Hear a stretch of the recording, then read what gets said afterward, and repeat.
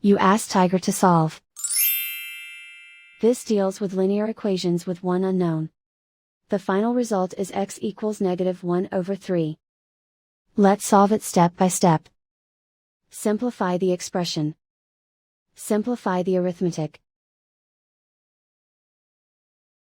Group all constants on the right side of the equation. Add 7 to both sides. Simplify the arithmetic.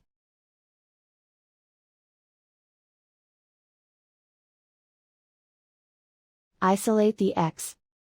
Divide both sides by -21. Cancel out the negatives.